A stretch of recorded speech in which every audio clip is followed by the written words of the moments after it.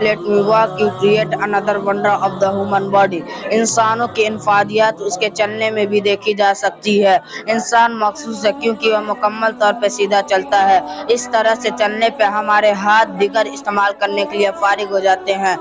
ہمارے کمر کے نچلے حصے میں ایک لمر کرب ہوتا ہے. جب ہم کھڑے ہوتے ہیں اور چلتے ہیں تو یہ ہمیں بیلنس برقرار کرنے میں مدد کرتا ہے. کیا آپ جانتے ہیں کہ یہ لمر کرب ہماری کام کرنے میں کیسے مددگار ثابت ہوتا ہے؟ ریڑھ کی ہڈی 31 اہم نسوں کا ایک گٹ ہے جو کہ ورٹیبرل کینل میں اجتماعی طور پر لپٹا ہوتا ہے. اس میں 33 ہڈیاں ہیں. 8 کا یہ دلکش ٹکڑا جڑا ہوا ہے ہمارے دماغ سے گردن کی بنیاد پر اور کمر کے نچلے حصے سے. یہ ہمارے دماغ اور باقی جسم کے سینسری موٹر اور آٹومیٹک سگنل کے لیے ذمہ دار ہے. ریڑھ کی ہڈی اور دماغ ساتھ میں سینٹرل نروس سسٹم بناتا ہے.